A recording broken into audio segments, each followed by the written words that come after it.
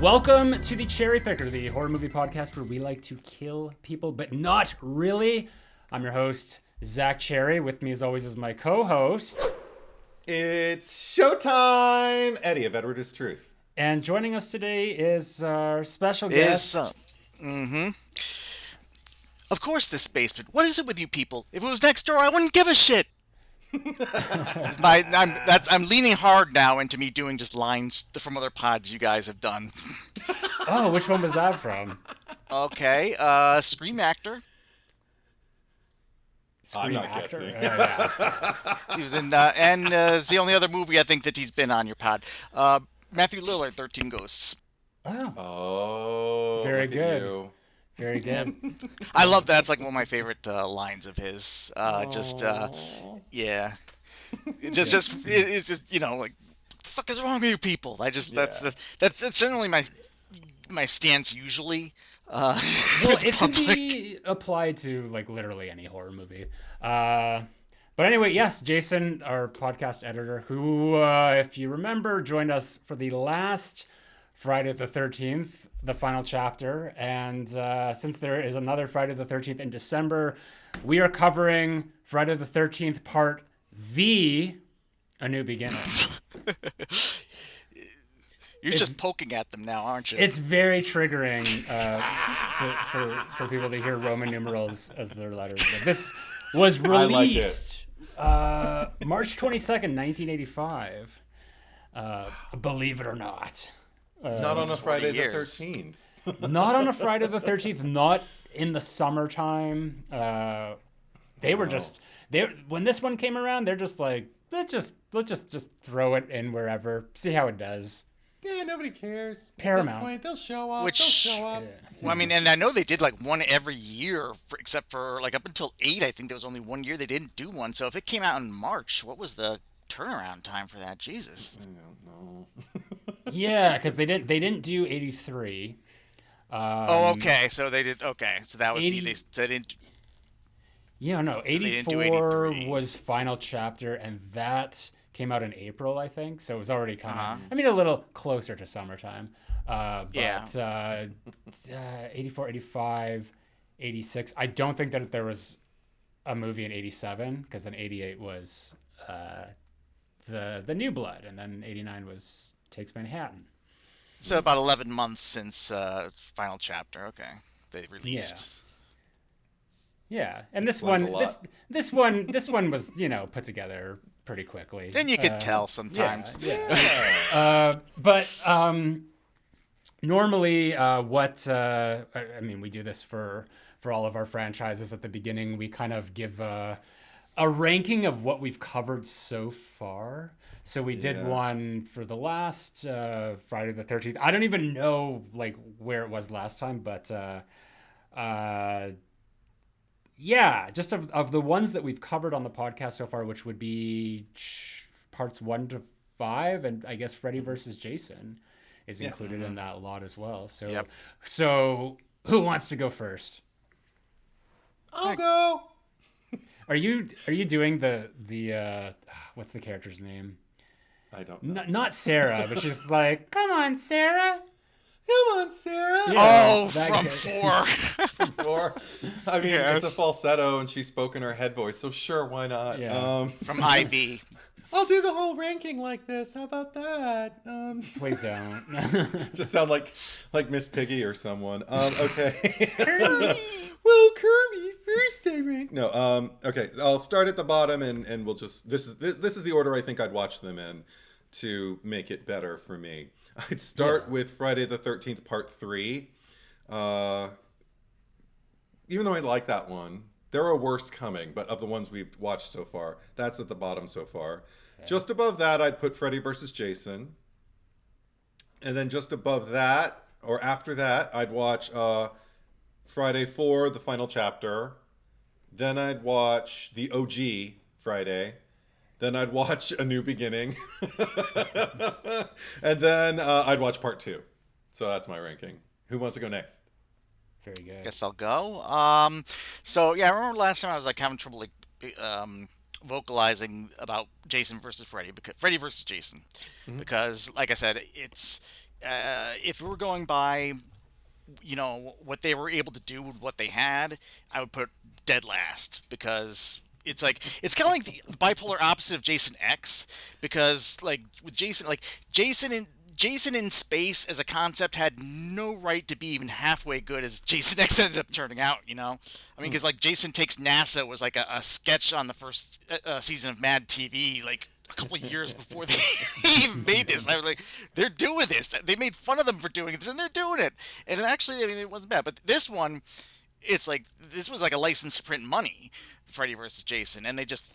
So yeah, it's good, it's watchable because it's Freddy versus Jason, but I mean, considering what they had to work with, yeah.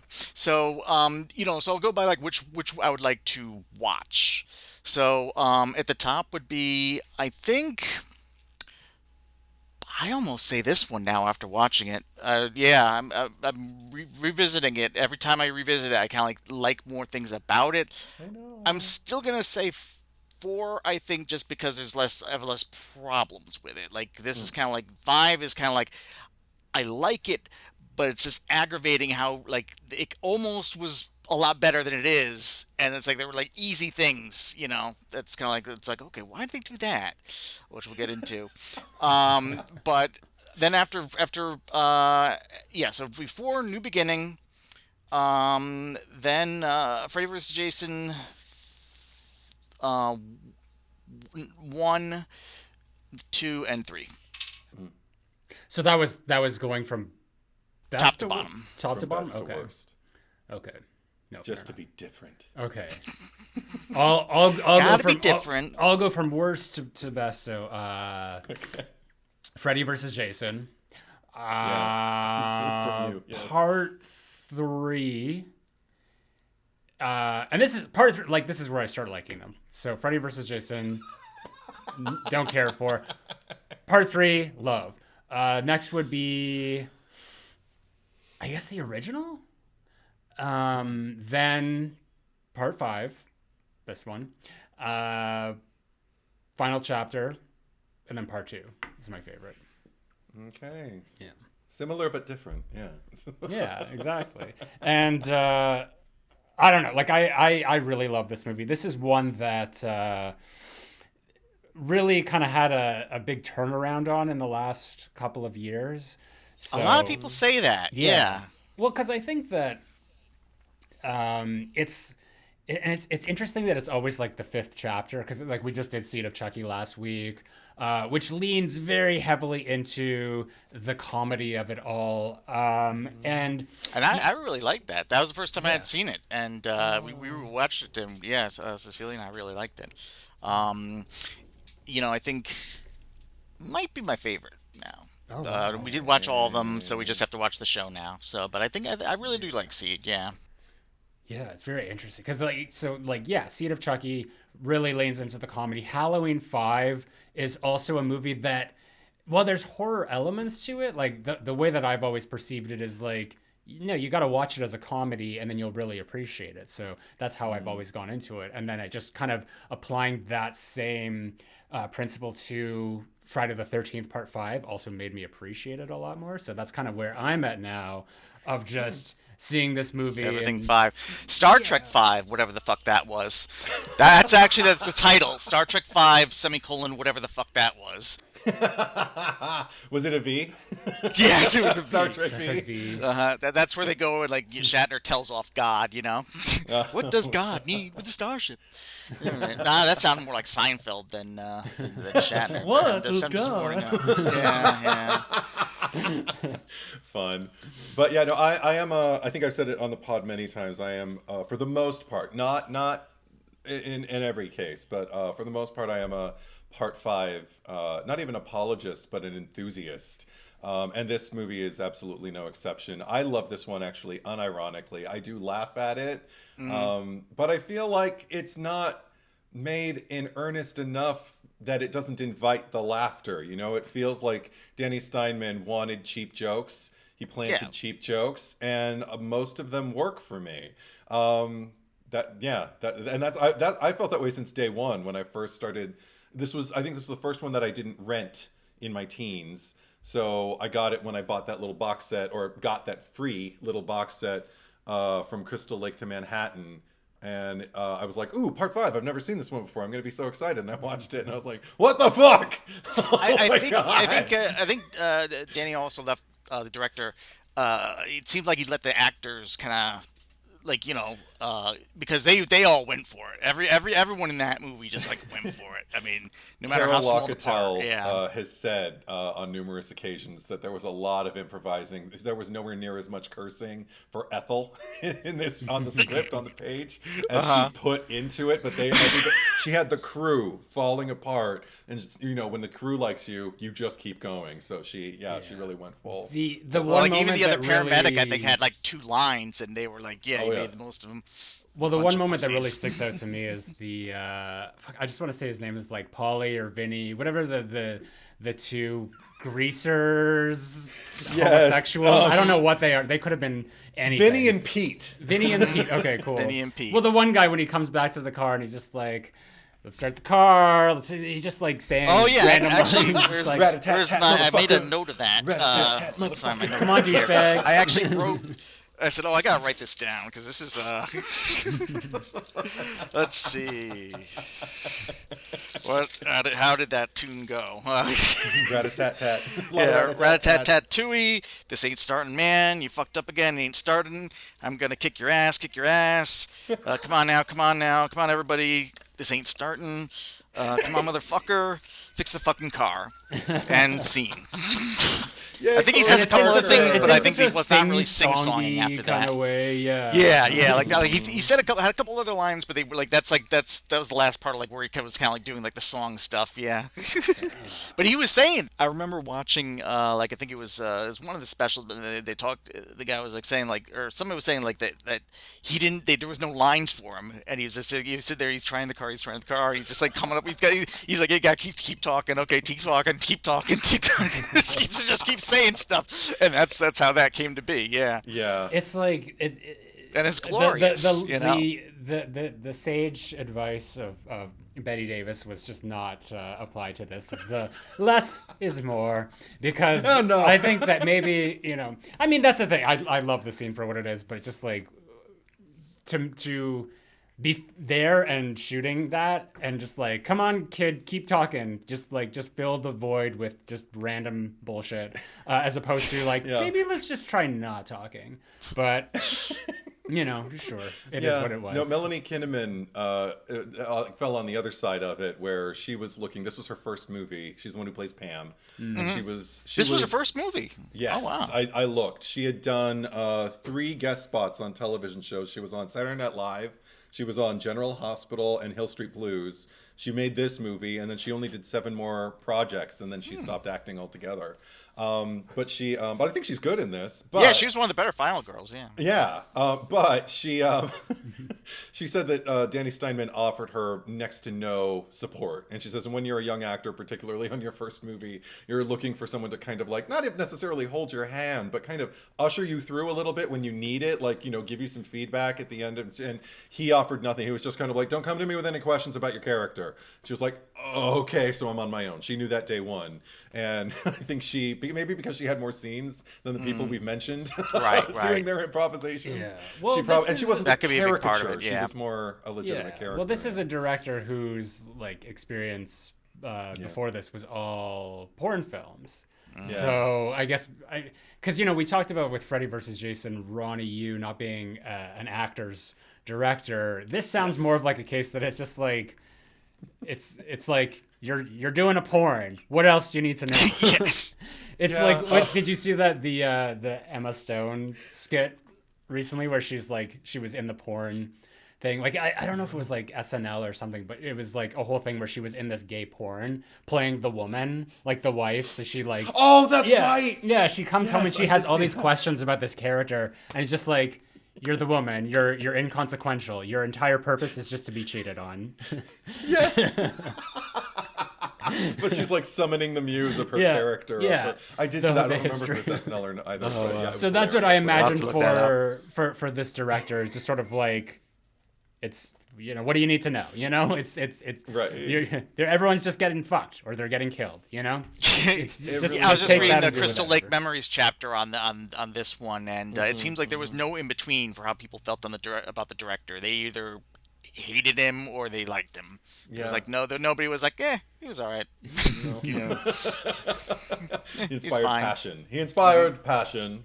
R.I.P. Well, before we carry on, should probably do some housekeeping here. So if you are brand new to the Cherry Picker, welcome. Glad to have you. You can support us if you've been here for.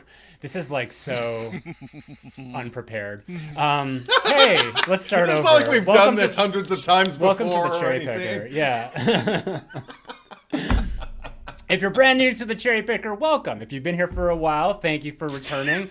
You are able to support the podcast by heading over to my Patreon account. That is patreon.com/ZachCherry, ZACKCHERRY.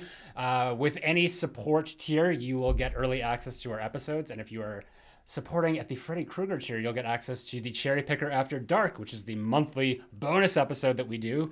This month, it is going to be the Battle of the Black Christmas remakes. Oh, Yeah. be fun. Very much. Very much so. Yeah. So that's coming up in a few weeks. But you do have an entire back catalog of all of our Cherry Picker After Dark episodes where there's lots of rankings and comparisons and even Survivor horror editions, which is a lot of fun. Yeah, we need to get another one of those. Oh, there's so much work, though. There's so much they work. are. Oh, I imagine that's a lot of, that's true. Lots That's of, true. many hours. Zach's in post-production for a movie right now, so... That's true, and you'll be It'll real be a busy the minute. last It'll be a several minute. months. Yeah. And yeah, thank you for mentioning Macabre. Oh, yeah. But I do want to shout out the current Patreon supporters of the top tier. So we got the Michael Myers supporters. So thank you to Kyle Beard, Maxime Rivest, Ellie Hamouche, Shane Allingham, Tim McKay, Stephanie Starbright, Horror Slut 95, Bruce the Genetic Jackhammer Rando, Josh Carr, Gemma Louise, Michael Boswell, and then the Ghost Faces, Eric Champney, Sam Levy, Daniel Saturn, Baby Ghoul, Garrison Nichols, and Craig Lynn. So thank you very much to all of y'all. And also thank you to Jason Voorhees Gallotello, our editor, who just so happens to be right I there. even have I got my Jason Christmas ugly sweater. Hey! You and your friends are dead. That was the game over screen from the Nintendo game. Oh. You and your But friends is it are like dead. in, Game like, over. Pamela Voorhees' voice? I was just like, who would be saying it? Oh yeah. Or Adrian, Well, it would be- Adrian King. Or we could just go way left field and have like Jennifer Tilly say it, I just want to hear, your friends are dead. They're all dead. Adrian King. That's how it would be. There was the sheriff had an Adrian King moment where he's like, it wasn't the exact quote, but he's like, "What is going on?" Yeah. like the same cadence, you know. There's a few nods to the movies prior in this particular instance. We'll get to those, but yeah. But do we have a premise for... No, I didn't feel like no. Yeah, there is. What voice should I do? I just do traditional. Just Sure. Yeah. okay. I'll do that. Thank you. Still haunted by nightmares of his deadly encounter 5 years earlier with Jason Voorhees, Tommy Jarvis checks into a secluded youth development center not far from Crystal Lake, where the sudden killing of a young resident triggers a brutal series of grisly murders in the area, possibly christening this Friday the 13th a new beginning. There you go.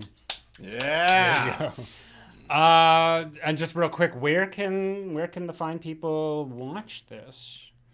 Well, I'm very happy to report that the first 8 movies just dropped on Paramount Plus for streaming service, streaming enjoyment.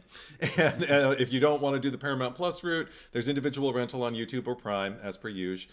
And then, but you invest, people, in physical media like the Scream Factory Blu-ray Deluxe Edition box set from 2020. Or the commemorative Blu-ray Black Tin from 2013, or numerous other single or collection releases. You can find those first 8 in a lot of, single everywhere. regular slipcover. Yeah. If you look for it, you'll find it. That's how easy it is to watch this movie. So good for us. Good for them. Yeah. Speaking of physical media collections, how's yours coming along over there, Edward? Oh, it's diminishing. It's dwindling.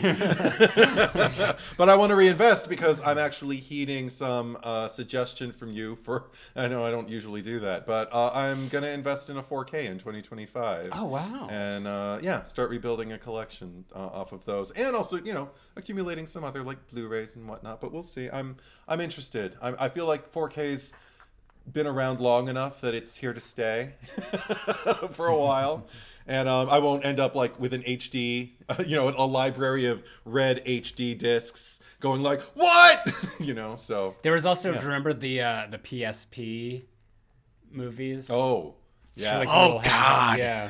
For the PlayStation Portable. That was a thing. Yeah. Yeah. 8-track tapes of physical media. Yes. Of this, I had one of those. I didn't have any movies for it, but I had one of those at one point. Yeah, back in the day. Yeah. And I'm still buying LPs, so physical media. But well, like a lot of people, I mean, that's been going on for a while. Well, and especially since streamers started pulling shit left and right too. I mean, that's pretty much a lot of people are that's everybody's buying start buying in physical media, especially like the things you want to see more over and over. 100%. Don't rely on somebody else to support your habit if you're a moviegoer. So, do you guys remember the first time you saw Friday the 13th Part 5? I mean, I went over mine. How about you, Jason? I don't remember. It was the first time I saw it. I think was in college. Where I was just finishing college, and me and a friend like just watched all of them, because I think before that I had just seen like the ones like I saw, I think 7, 8, and 9, and maybe the first one.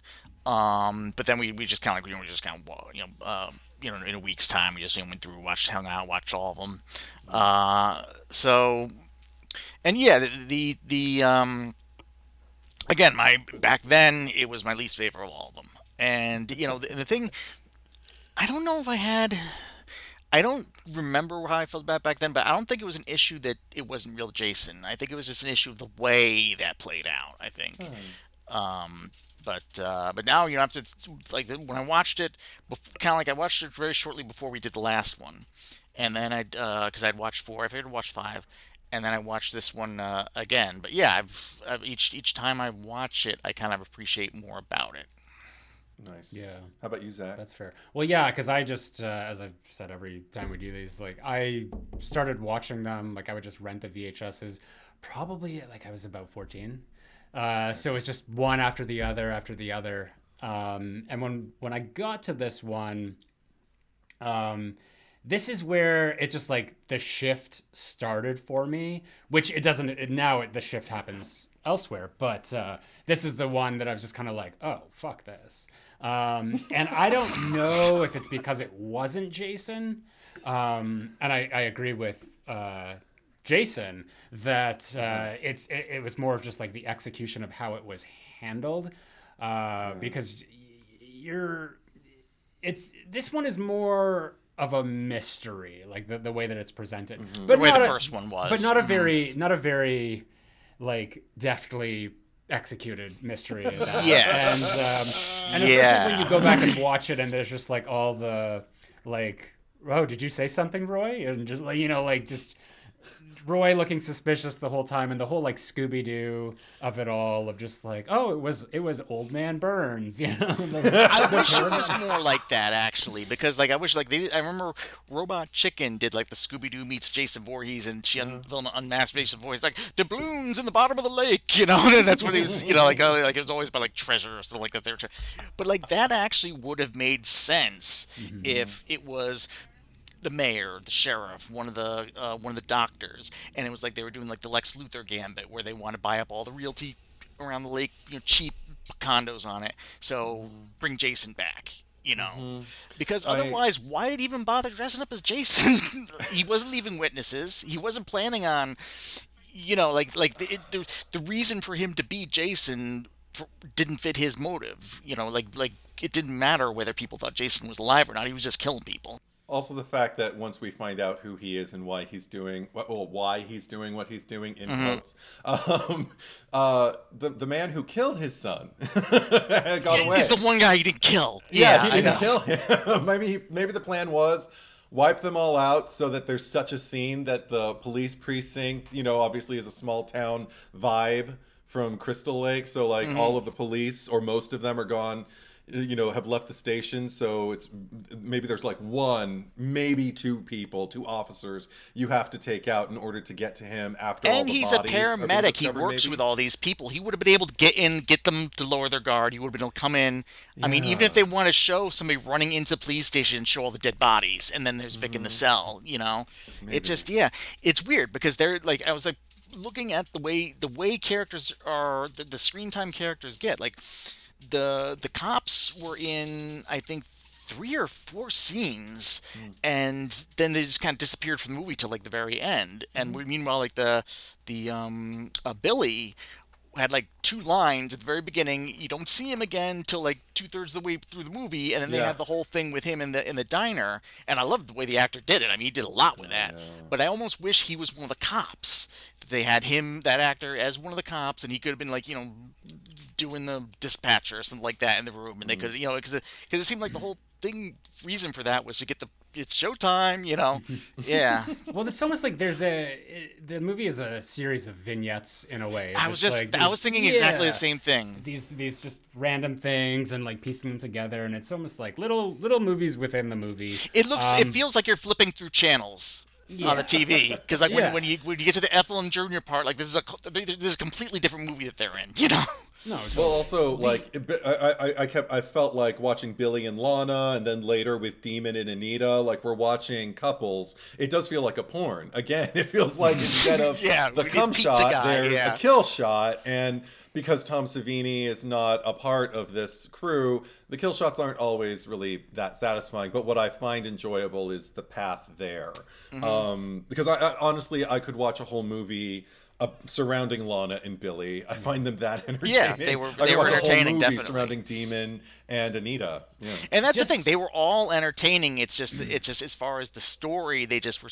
A lot of them felt superfluous, and I wish they had tied them in more better. Well, just getting back to the Vic of it all, and just like the motive of that is just that it's supposed to mirror, I guess, the original, just in terms of like the scorned parent, or, you know, the one who's taking revenge on their fallen child, and you know, getting vengeance on all the wrong people for the wrong reasons, and that. But I mean, even in the original, Mrs. Voorhees got revenge on, like, it seemed like it was kind of implied that the two from the cold open, Barry and Claudette, I remember their names, were the ones that were fooling around because of the ones she killed.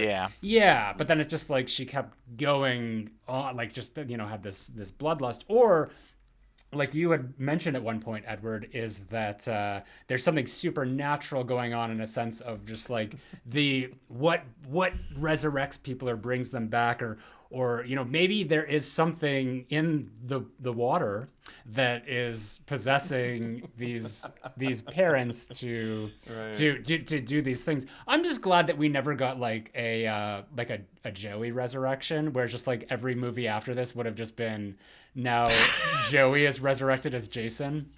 Oh, no! Oh god! Joey, oh my The god. Habra will now I think pass you're into really Joey. out of line. Yeah, right. Joey. And then Joey, well, he'll I like finally if shut this up. was if this was set in modern day, I guarantee every single person in that house, including doctors, would have him listed in their phone contacts as this fucking guy. Because Yeah. yeah, because he's just yeah. Yeah. It was that kind of like that where they didn't kind of know how to do, like as somebody, but I mean, actually I thought it was worse than it was, with Joey, and like when I watched it again this time, it's like, okay, no, it wasn't like, because a trope that I hate because being neurodivergent is the trope of neurodivergent equals huge asshole. You got your psychopaths, you got your pyromaniacs, your nymphomaniacs, your kleptomaniacs, and then the rest are just assholes. If it just rare, So, and that's how I felt about. I kind of like with Franklin in Texas Chainsaw. I felt he was like, it was just too, But with Joey, yeah, I mean, he does the he's kind of like, he's not too grating. You get why people were annoyed with him, but there's kind of like a sadness to it too. Yeah. I mean, at the same time, like I feel like there's an intentional vagary surrounding whatever Joey's particular affliction is. We don't deal with diagnoses or anything in particular. There are guesses that we can make as to like particular characters here and there, but I think the probably the biggest problem I have isn't with Joey being instrumental in his own murder, like poking the bear when he should know better, but he couldn't read signals for whatever reason from anybody, really. And that's, I mean, I'm annoying the shit out of these people, so you know what? If that's the way you feel about it, I'm gonna just walk away right now. I think that was a huge trope of the 80s too. Like I feel like kind of like the full-grown, I think we talked about this before, but the full-grown child, like the adult child, man with a child's brain kind of thing. Well, then you have Junior in the same movie. You got two of them. Yeah. Same exact thing. So, but I mean, I actually kind of appreciate the fact that it's just it is leaning more into a camp factor in the sense that like, well, the boy's special. We'll talk about it like we're society ladies and just keep watching the movie placidly, waiting for to see what. But again, the next the murder parallels to the original of just Jason being special. Was special. Right. Yeah. But the thing that I think is most crucial is who put the axe in Vic's hand, because who put the obviously heavy equipment in Vic's hands. And the first time you see him, he's driving that huge freaking thing that. Well, first of all, who is Vic? Who is Vic? Vic? Because like this is like a place for teens. This guy is like clearly in his 30s. Full-grown man. He's in his 30s. He is. I think he's staffed. It's a youth development center, Yeah. and the man is in his 30s. Yeah. Clearly. So I don't know. Maybe he was just a gardener, but he had anger issues that they didn't know about. I don't know. I thought he was a resident, but I don't remember. That is a good point. Maybe he wasn't even a resident. Yeah. Maybe he was like just a handyman or something like that. Yeah.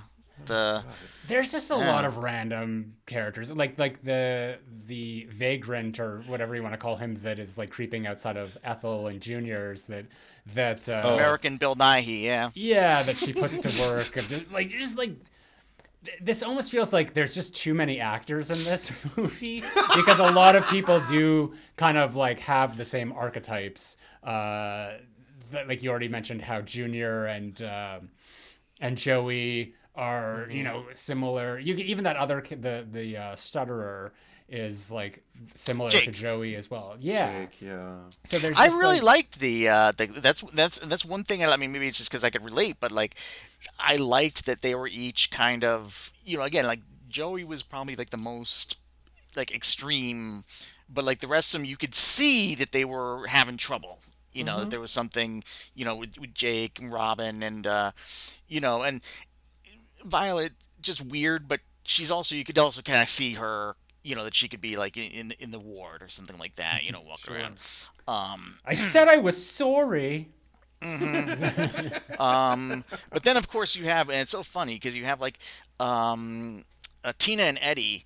You have Eddie, who is like the avatar of every single Friday the 13th character that existed before this. You know, like he looked like he walked right out of a frat party. You know, he's got sleeveless flannel I guess they must just been, nymphomania. I guess that's why they were there, because but again, it's like when I was like watching right before they actually go to have the full on softcore scene. It's like when they're just kind of like laughing and like, this is almost like Jason X with the hologram. This is like almost a parody of what the Friday the 13th movies are at this point. But it's a fun, I mean, it's still like a funny scene, but I was just kind of like laughing. Because even the characters are kind of like, they're still entertaining to me, like those were probably my least two favorite of from the halfway house. But even they, like, they were fun to watch. Yeah, Eddie seems he's definitely got boundary issues, invading poor Tommy's luggage and finding like his, because I know if I brought something that I cared about as much as Tommy cares about his masks, and he just started like getting into it and started like, hey, oh god, okay, little personal story. I just remember when I was a little boy, did I ever tell this on the pod before? I had a birthday party and my mom thought it would be great to invite my great big old Mexican family like over and have them in the house and have them in the backyard and everything like that. And I was a boy, and this was back when I had like my real Ghostbusters toys, and I had like my Masters of the Universe, my Thundercats, my Teenage Mutant Ninja Turtles, you name it, I had it. And they were all in my room, but we didn't have locks on our doors. I remember I was out in the party and a lot of the boys had disappeared, like a lot of my cousins. I was like, what's going on? So I just went over and I noticed my room was open, and I closed the door because anytime I'd close the door, nobody ever went into it. I was used to having privacy. I saw the door was ajar and I was like, who's in my room? I went over, I opened up the door. All my cousins were sitting there, or not all of them, but a lot of them were sitting there, and they were playing with my toys. They were getting, like, they had ectoplasm for like Ghostbusters, and it was getting... Right. I had carpet, and there was like hair, so it was getting hair in the ectoplasm. It's like this goo. And I remember looking like, they're ruining the ectoplasm, and they're just like, and they're my toys. They're unpacking them. They're not, and also I'm a Virgo, that's not his sword. That's not that's not her armor. Baker has the orange sword. Skeletor has the purple sword. And unfortunately, I was less nerd than just emotionally wrought little boy. So I remember just like running to my mother in tears. They came fast, and I couldn't even put words together. I just said, everyone's in my room playing with my toys. And my mom lost it. I felt very protected. I was very happy about that. But anyway, so if Tommy's feeling anything near what I felt on that day, Eddie's getting turned upside down. He's getting punched until somebody pulls me off of him, because that's my shit, fucker. Hands off. And again, like I said, he's the amalgamation of all the different, like the 1 and 2. That's like it hits the girl with the dog with the slingshot. The one that's basically the tricks. That was the first one that tricks the girl into doing mouth to mouth, right? Oh, Nettie. Yeah. Yeah. So it's like almost each one of them had that guy that was just like no boundaries, and just he was just an asshole and thought it was funny, So it's just so funny that like Eddie had a little bit more game than Nettie. Yeah. It's like Eddie, Nettie, Teddy. He had some riz. Eddie would have been both Kevin Bacon and Nettie. He would have been hooking up with the girl after he made a fool out of himself. Yeah. But what was I going to say? I don't know. Keep going. Somebody say something. Something. Sorry, that was. No, I was just thinking of your story, really, your ectoplasma story, because I had the Michael Myers doll that, like, when you push the button, it is the. I had that one too. Yeah. Yeah, I mean, I still have it, but it doesn't work anymore. Somewhere, but I remember, like, I had some friends over, and they brought their friends too. It wasn't like a birthday party, but this one guy was like playing with it and like got a little rough, and the arm popped out, and it just like never worked again properly, or like went back in place, and I just like don't touch my shit. And that's not a Virgo thing, because I ain't no Virgo. That's just a don't touch my shit thing. That's a most people thing. Yeah. I'm used to my privacy and don't or not even don't, because I'm fine with people like touching things with permission and everything like that. But the thing is, like, when you take it without permission and then you just start like fucking with it, like it doesn't mean anything. Like that's just a level. I mean, that actually, it probably should have made me hate Eddie more than it did. But the plain fact of the matter is, he's super hot. So there was so much more. That's one thing that I was trying to remember. There was so much more sex, simulated sex, that they shot between him and Tina that did not make it into the movie. That's what I heard. There were stories told about Danny Steinman just going like, come on, fuck her, yeah. Grab her tits, come on, grab her everything, grab her this, grab her that. And it's just like he's not doing it enough. And I remember like the so like when Mancuso Jr. and the editor went and they first saw the dailies, and they, because that was the first thing they shot, and they're like, they could walk out of that room like, oh shit.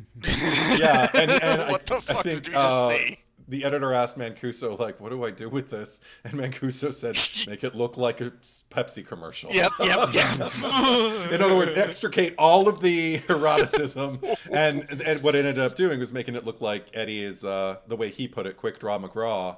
Just like 3 pumps and then he's done. Kind of like 15 seconds of fury. Yeah. Kind of like Judith Meyer's boyfriend in the opening sequence of Halloween. Just like, all right, and I'm done. I was thinking that too. Call them. Yes, shoot. When we were watching it, and I had forgotten back then that they shot a lot more of it. So like when I was watching it, like, wow, that was like what, 3 pumps and out. Yeah. And then and she looks strangely satisfied by that. He's satisfied, but he goes and he's like frolicking over by this like little brook. He's playing Peter Pan with his yeah.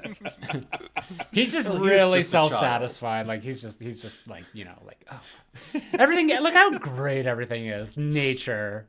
This is so neat. Yeah. There's always got to be that moment too, because there was that girl, Sarah, in part 4, who, when she walked away from the group when they were on the hike and she went alone, and for a moment you think she might get killed, and she's just wandering alongside it like a hill, and she goes back, and I think she bumped backs into a branch or something, and that was the scare.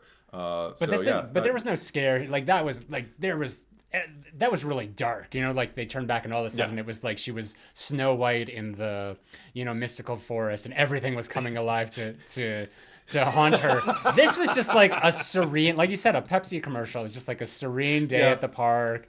There was, exactly. He's cantering and skipping around, picking flowers, singing to himself. Yeah. Like the only thing missing is like the James Brown needle drop. I feel good. Yeah, right. Maybe it's more akin to Fox from part 3 then, when she gets into the bar and she's just kind of just mystified at everything she's looking around at, like, oh my gosh, look at that, a boot, you know? Maybe that's what he's doing, like, I got a stick. You mentioned earlier that sort of like the allusions in this movie to the previous ones, and one place where I get that a lot is the climax taking place in the barn. Yes, and all I could think is just 2. like No, 3. That was it was in part 3 with Fox, and all I could think is like, oh, I much prefer this one, because I think that in part 3 they spent so much time in that barn that by the time we got to the end of the movie, it's just like, oh great, we're here again. Whereas this location, this is the first time we've entered it. And it's like, and there's the lightning storm going on. Like, it's all very cinematic. They were very good climax. Yeah. And I noticed also another thing. I mean, this is, I guess, foreshadowing to another future thing. And we were actually just discussing this off the podcast. But Pam coming out of the thing with the chainsaw. I guess that's an allusion to Ginny, right? It's an allusion to Ginny, but it made me more so think about Sarah, another Sarah in Halloween Resurrection. You know, it's like, this is for all of them. Anytime Also, a random chainsaw comes out flying out of a closet. And I was actually making a note. Wow, I really like this final girl until she threw the chainsaw at him. Yeah, right. That's the Superman maneuver where they empty the gun and then they throw it at him. Yeah, right. It's like, great, this is really going to do some damage. But even that takes me back to like the first one where like Adrian King's just hurling shit. Alice is just hurling like, here, take a pencil. Here, take like a thing of twine. Here. And you just see Pamela Voorhees just kind of, moving it on her, just like, yeah, just keep throwing She's it, just bitch. deflecting it with her That neck. fight scene. I mean, they beat the shit out of each other. It looks like. What were you saying, Zach? Oh no, she was like deflecting with her neck. She's almost like a Pez dispenser. 100%. Oh my God. She Now, just had to shoot out candy at her. where's my Betsy Palmer Pez dispenser? I want it. I'll just throw things at it so I can watch the head go. Pamela Voorhees, whatever, bitch. Pez dispenser. Pez has got to get on it. They need to do some sort of horror line. Pez was like, I don't know what the status is of it today, but like back 20 years ago, like it was like a huge thing of just like people having like Pez collections from like Collections, 60s and stuff. Like I had a Batman one, like it was probably from like the late 80s or early 90s. I don't know what happened to that, but that was the only one I ever owned. But yeah, apparently big thing. Yeah, I owned a few of them. I don't remember which ones, but I haven't seen one in a long time. Now you got me on a mission. I want to start looking for some. Yeah, I feel like I see them recently, like like in the checkout line or and stuff like that. And Okay. but I could be wrong about that. Yeah. Okay, I'll look, and I'll report to y'all. But I mean, as far as collection and like the collectability of them, I don't know whether they're I don't know anything about that scene. Yeah. Okay. One thing I wanted to say in terms of just like this movie in my initial viewing now, like I go back to like the first time I saw that opening with Corey Feldman in what we think might just be the opening for the sequel if you've never seen the movie before. Oh, they brought Tommy back, and yeah, they did, but they only brought Corey Feldman back for like this little sliver of a moment because the kid was busy, and He was doing Goonies at the time. Goonies, I think. Yeah. He was I doing think they filmed it in his backyard because that was the only like day he could do it, and they said, "Okay, we'll set up in back here." But the thing was, as I was watching it, I just kept thinking this particular screening, like, how badass would it have been if they could have? Because Corey Feldman has spoken publicly and said, like, had he known that it was kind of like a this or that, he actually might have chosen this movie instead because he wanted to continue playing the character of Tommy Jarvis. He loved being a part of that particular saga, and the fact that somebody else got to play it, he's always kind of felt a little about. But he was glad he got to go back and do anything. But I just kept thinking while I was watching the opening, because you just see a bunch of like these hicks running around like going yeehaw and whatever they're saying while they're trying to dig up a corpse of some guy they don't know, but he's witnessing it. And I just started thinking about like, oh my God, if he had woken up out of the nightmare but been that age, Corey Feldman as Tommy Jarvis being taken to the youth development center with, again, all of these older kids, like kind of like familiar territory from the last movie, because you've got all of these quote unquote teenagers that you're surrounded by, with all of this like sex in the air. He probably wouldn't have been as enthusiastic as that kid who was like leaping on his bed when he saw, a girl take her top off through his window and everything like that. Like, He might think, God, they bring him, and also how cool would it have been to see him like meet Reggie the Reckless and have them be the same age, that basically, fun. But to see like Reggie be the healthy, well-adjusted kid and then see Tommy be like this, darker, just kind of like shit, just it just seems more like haunted child. if the idea was that it was written and they wanted to have Corey Feldman come back, then maybe that's where that like sort of like age discrepancy comes in, because it does seem weird that Reggie sort of gloms onto Tommy. That's true, because it's just like there's really like nothing. I mean, Tommy in this movie is like kind of like a lack of a presence. And because they were setting him up as a possible killer. He does what he needs to do, but he barely has any dialogue in the whole movie. And I think that had they been more like similar in age, like as if it were Corey Feldman, that it might have made more sense as to why Reggie was more like okay, I'm in this place with all these like horny teenagers. Like here's at least one kid who's like closer to my age. That's why I'm going to, make the best of my summer and hang out with him. Yeah, 100%. And then just like watching that juxtaposition, watching like Tommy try to like sort it out. I can see Corey Feldman kind of like looking over at Shavar Ross, who plays Reggie the Reckless, and just being kind of like, I'd kind of like to get back to that. There's so much more. I mean, I love, the minimal things, the details, and all of that would only feed like a project like this. So, I mean, that's one thing that when I watch it, I kind of feel like, oh, what could have been? The only other thing was, I remember one of the editors from the Crystal Lake documentary did me one further and thought he felt his opinion of this movie was always that the killer should have been Trish. It should have been her coming back, trying to like free her brother from being incarcerated, quote unquote, incarcerated or incapacitated, and separated from her, because they could have gone another Pamela Voorhees route. That would have been interesting. We thought at the end of the fourth movie that Tommy was the one who absorbed the horror, but what if Trish absorbed the horror? See, Zach, yeah. Well, then that would have been like very Scooby-Doo. 100%. And also a little Psycho too, as well. A little bit, but also that reveal. The first time we all find out, every one of us, when we saw the first time this round, when we find out that Roy is the killer, weren't we all just kind of like, okay, what? Who's that guy? What? All right. And then like, of course, okay. And there's another thing. Like, this movie has like 5 endings, and you have the whole like exposition of just like, we found this in his wallet, and I love that it's like a current picture. It's like, it's pretty much the picture of the actor on the day of. Like same. I mean, he might have even had like the chocolate stains on his mouth. I don't remember, but he may as well have.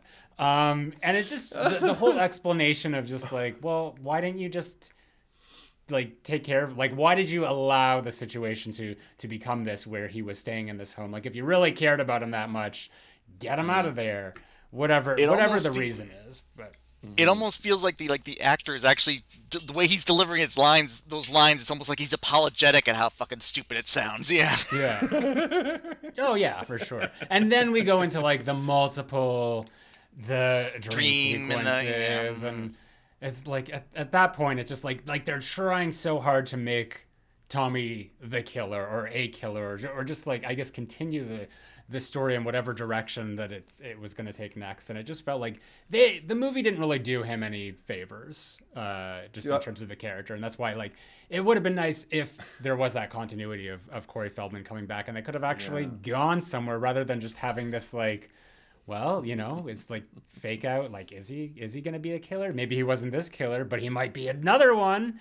And how did he get that how did he have the mask and was holding on to it in the hospital drawer at the end? Why did they have a mask and a knife right in the bedside? Yeah. He stashed it. It's like the Bible in the hotel room. It's like, okay, the hospital room, here's a knife and here's a Jason mask. Right. Do either of you think that Tommy committed any of the murders prior to that, or do you think it was just he didn't reach his breaking point until the end of the movie, where Jason disappears, and cinematically I think we're supposed to read that now that he's disintegrated, now he's absorbed him, the horror. But do you think that there's a case to be made of a who killed who for this movie at all? No, not at all. And that's another thing, because like, I think the fact that, just to speak to the poor execution of the murder mystery, the fact that they were trying so hard to, pin Tommy as this possible suspect, it's just like they completely, like, they made him devoid of like any empathy or character at all, that it's just like, I don't really get why he's suffering. Like, we get the scene of him like waking up and he's all like sweaty and shirtless and just like, like just thinking he's going crazy, and it's just like, I can't connect with this. I don't understand why he's going crazy. Like, I know, like, he had the moment at the end of part 4, which in and of itself was a little contrived, we talked about that.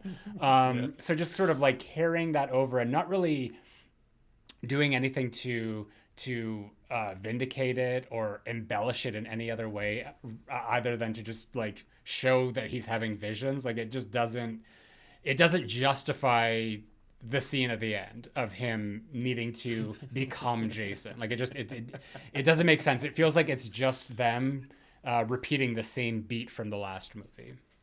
Now, would you say, in your headcanon wise, that given 6, where they went there, that maybe that was just a second dream? Would you like looking back on it, like obviously that's not how they meant it, but like now you can kind of see, because it would make sense why the damn mask and the knife are right there. You know, it is kind of like that. It's kind of like a weird thing. I don't acknowledge 6, so there's that. We'll get to that. I mean, we'll get to that discussion when we get to that discussion. But for the most part, I prefer this movie. And so this is my Tommy. This is my grown-up Tommy. This actor is my favorite actor of the Tommy ones. Yeah. I think John Shepherd, I think he did a really good job. Shepherd. I liked how he handled everything that he was given to do. And the thing is, like, one of the things that I like about it, like, I understand your criticism, Zach, but I think for me, again, the details, like the fact that like we get to see him unpacking his masks, and that he even, I think the one that he wears to scare Reggie the Reckless is the same one that we got introduced to him in the 4th movie. So attention to even just like that line of continuity just kind of gives me a little bit of like the kid who I liked, you know, who I'm rooting for now because, you know, he's struggling and he's haunted by these nightmares of like still being a little boy being pursued by a killer. And so it makes me think like in my own headcanon, just in terms of this movie on its own as a sequel to, you know, what's come before. I think the final moment can be perceived as like, if you need it to, the only way for him to truly defeat Jason. Here he thought he finally defeated Jason, and it turned out to be an imposter. So the only way for him to truly defeat him is to become him. Look, like that's a good way of looking at it. Like I like the actor. I like the performance of what he has. It's just the writing of it. Like there could have been. It's just how they utilized him. Yeah. Like I mean, like I like he really conveyed like that's what Tommy would look like. Like I believed that was Tommy grown up. That's how that he's just like fucked up and traumatized and you know and really screwed up. And you know because I think with also the vignette style of the movie and just how we're like kind of checking in with characters who disappear for a while, he does kind of get lost in the shuffle a little bit.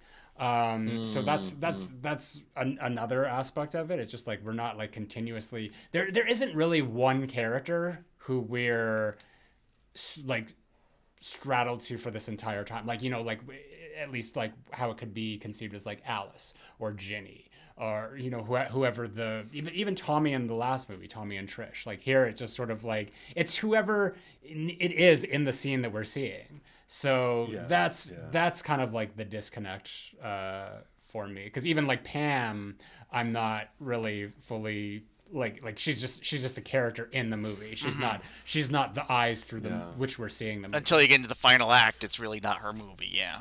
Well, because even then, like she finds out that Matt, her hubby and co-runner of this facility, that's her husband?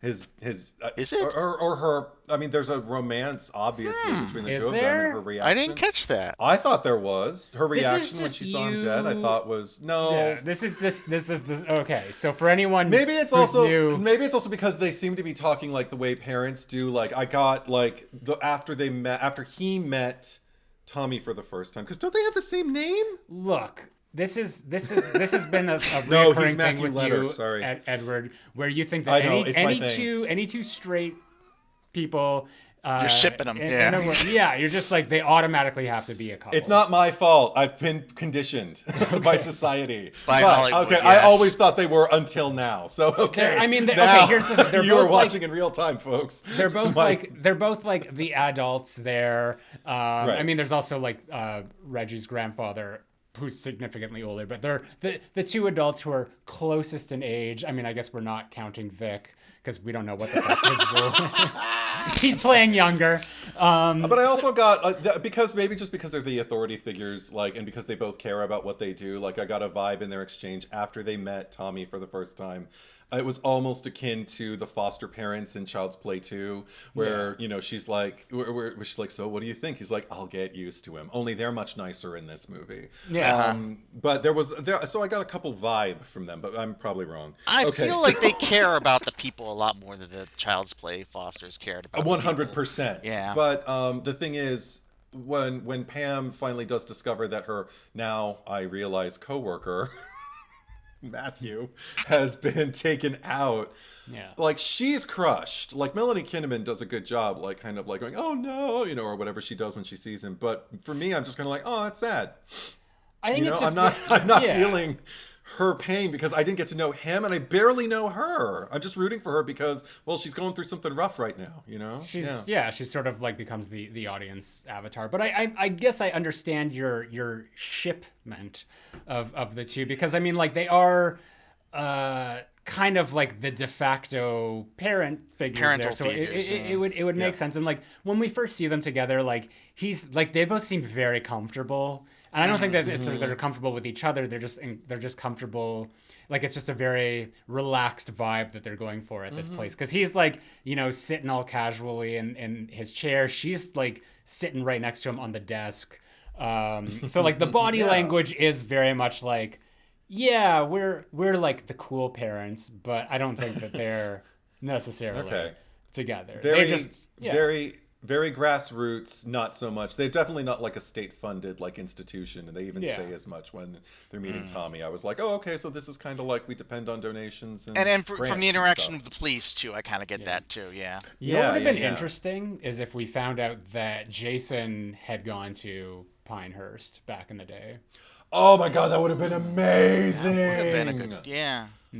Oh my God, we're making the movie so much better. And I like this movie, but I will say there's a caveat to it. There's a reason this is not my go-to franchise, like all the interpersonal and all of that stuff that I glom onto is it's there when it's there, and when it's not, I find other things to distract me. That's kind of the best I can hope for in this particular franchise for me. So, but I get it. I also, because I love seeing, there's something about like Shavar Ross, so incredibly charismatic, even as just a little child, and watching him meet Tommy and be inquisitive about him, and then also watching his excitement when he gets to see his brother, because you get the impression this doesn't happen often, but when it does, like they both really love each other, they both make the most of it. I always thought that Gramps was actually kind of keeping them apart, that like he thought Demon was a bad influence or something, or maybe he knew something that we don't and that Reggie doesn't know, so he always so he knew he had to let him see his brother, but he did it like begrudgingly, because why else would he bring him to a youth development center, right? While he has nothing to do, no friends to make, people are getting murdered on the lawn. You think that would be like, why don't you go stay with your brother for a while? Right. I do like his line where he shouts at, well, I could have done that. When he calls me. But I mean, also, the dietary needs of a child. I don't think you can feed them tacos, egg rolls, sausage pizza, and enchiladas. Yeah. Not to mention beer and weed. And how much because you wonder how much of that food was fresh, considering the assortment of different things. It's on the floor of a van. Between that and Ethel, like her dirty hands, just she stirs her stew with her hands and spits in it. And she's like handling like raw chicken as well, but then she's like picks up her rifle, and she's she's just like touching anything right after. Just like they're sweaty and angry. They are not concerned about any sort of like health or safety concerns when it gets gross in Crystal Lake, it gets gross. But yes, it does. Reggie could almost be a through line main character, but just not quite. Like, because he's really in a lot and he's probably the most consistently in the movie. And he's in really the scene with Tommy. He's in the stuff with Tommy at the beginning, and then he's in the stuff with he's there with Tommy and Deep and Pam, and then he's there with Pam in the end.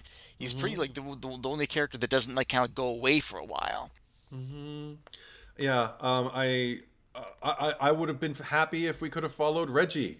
I mean, he survived, so if we could have followed him into part 6. Oh, because I know. Well, we won't talk about it because that'll be part 6 discussion. But I know something, and we'll talk about it later. This one, I do. I also thought it was funny, just to, again, like with all the shipping that goes on. And also this movie does it too. I just realized like everybody's like in either an alleged relationship or like some kind of couplehood. Like we got Eddie and Tina, Vinny and Pete. We got and then there's Robin and Jake. And I laughed out loud this time because I think I forgot that out of all the horror movies they could have watched, because they have to watch something that's going to get Robin all, oh my God, and like twirl her hair and just, like get her all, consumed by the horror movie they're watching. They chose A Place in the Sun. I was going to ask if anyone knew what it was. Yeah, it starred Elizabeth Taylor, Shelley Winters, and Montgomery Clift. There's murder in it, but it's not horror movie murder. It's more, it's thriller. Even that feels generous. It's more like high drama. It's a poetic title. It's about earning your place in the sun, what you have to do to be someone. And I'm like, this is what they're watching, what to eat popcorn, kids in a youth development center. And this is what's and getting she's real Jake into it too. Yeah, and Jake's getting all like, ooh, she's leaning into me and everything. I mean, I guess you could watch anything with your crush and feel that way. Yeah. But I also have to say, Jake struck me the second I saw him. I was like, oh yeah, I forgot. I get two things from him. It's kind of like if Tom Hanks in Howdy Doody had a baby. That's what he looks like to me. Do you get that? Just a little bit. Just a little bit. But I think he's a good actor. I feel bad for him when he needs to talk. I like. That's what I said. Like, I wish we spent more time with these characters because I like these. I think I cared more about what happened to this cast than like the cast of some Scream movies. I really liked these people, and I wanted to see more of them. Like every time they went like to the diner, or they went out to the, to deem the Sherilyn Park. I want to go back here. I want to see what's going on, with these people and what because they're gonna, most of them are gonna get killed. So I'd like to spend a little more time with them before they do. They're actually I actually kind of like watching. Their what they're doing, what their relationships are actually interesting. Yeah, and Juliette Cummins, the actress who plays Robin, I'm a fan because Psycho 3. That was my first exposure to her. She's the redhead who basically gets the simulated shower scene in the phone booth in Psycho 3. That's her with the yellow sleeveless cutout turtleneck. You got me. It was the 80s. Who knew? But yeah, I also I had, there were so many moments that make me laugh out loud though. Like another one with Robin is like after the aftermath of her like kind of laughing at Jake and everything like that, she decides to go up to her room in the youth development center, the co-ed youth development center, and strip down to her panties only, and then get into bed and sleep on a stormy cold night. And I was just kind of like, there's the pornographer. That's it coming out. Yep. Mm-hmm. Yep. And the because in a typical Friday the 13th movie, the Lana bit would have been enough. Right. But we also got Deborah Voorhees playing and Tina, Debbie Sue Voorhees. Yeah. Oh, she was okay. Yeah, and she actually was the second one cast because the initial one was Darcy DeMoss. I saw that. Comes back in 6 playing Nikki, and she was told the reason she was let go was that the way she delivered the line. Mm-hmm. No, that her breasts were not large enough for this role. Oh, so the way that she was told. Okay. In this movie, and then they cast Deborah Voorhees to play it, which is interesting because isn't Jason Lives the only one that doesn't have any nudity? I think so. Yeah, it might be. Mm-hmm. But very, very interesting. If we're talking about funny moments, speaking of Lana, the fact that she like keeps this guy waiting for 5 minutes while she does her thing, and then she gets out to the car. He's okay. He's just joking. She gets out to the car. She's sitting there for like maybe all of 5 seconds, and she just starts to lose all patience.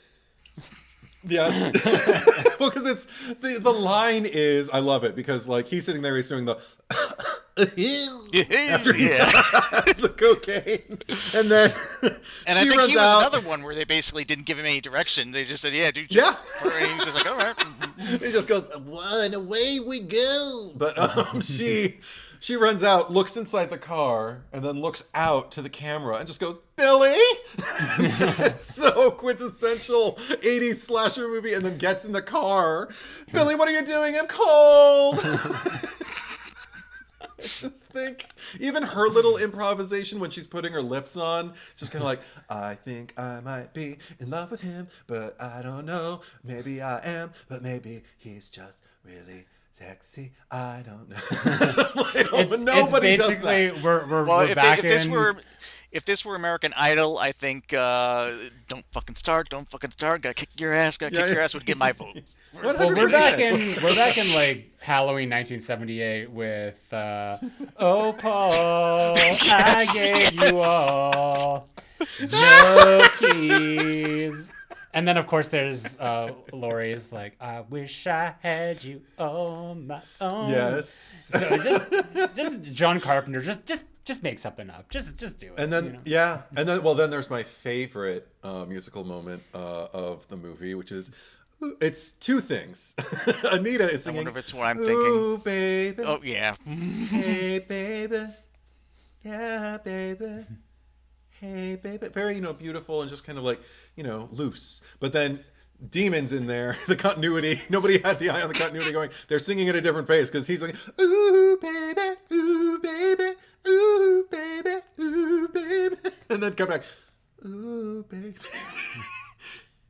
The first time he sings it's in a different pitch though, right? Like he says, yeah, she there's does two it, completely and he does different it, pitches, and it is two different, and then he does it and it's high. Then yeah. Well, it's the same as Scream 2 when Jerry O'Connell's singing the song in the cafeteria. 'Cause they just did so many takes and he's saying it in a different pitch.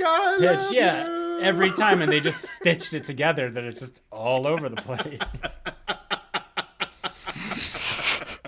But I love this movie. Moments like that. Also, because, again, just I live for moments like that. And then right after, just look, you're going to get it, bitch. Yeah. Against the 80s, yeah. Oh, my God. And then Sexism on full display.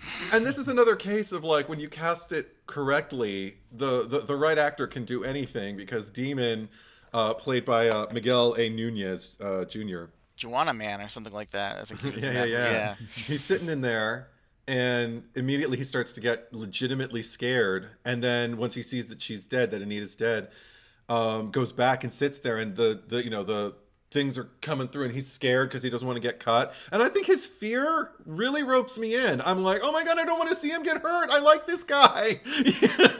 He has the worst taste in cuisine or combining fusion cuisine. If he would have lived, he would have been the first fusion restaurant of yes.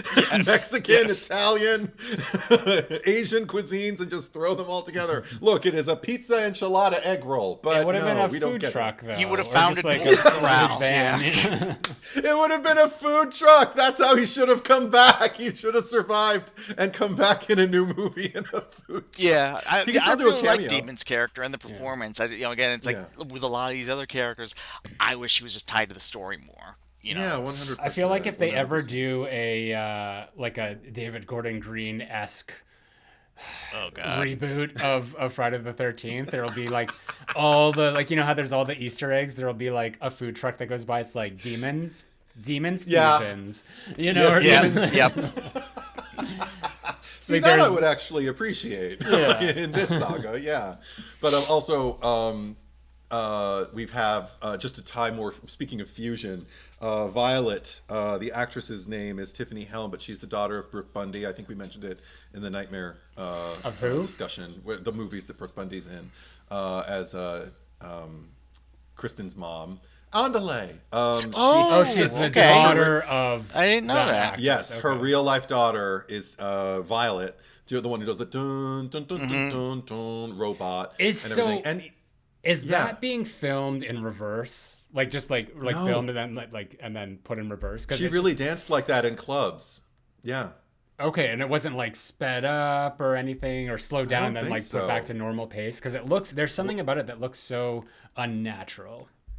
Oh, really? Yeah. For me, I just get what I love about it is the limited range of it, because it's really kind of her upper body. Usually when people are doing the robot, they're like, maybe we can't see, because she's in a semi shot, but like the fact that like it's basically kind of like, I'm going to turn this way and I'm going to lean and then I'm going to lean back and then I'm going to, and I can't do it. But the thing is, when people can really legitimately do the robot, or even simulate something akin to that, it does look like it's been doctored. But when you see it live, you're just kind of like, okay, this clearly can't be doctored. People just can move in this otherworldly way. And I think she can, because she was a big part of the club circuit at that particular time. And she even brought that song.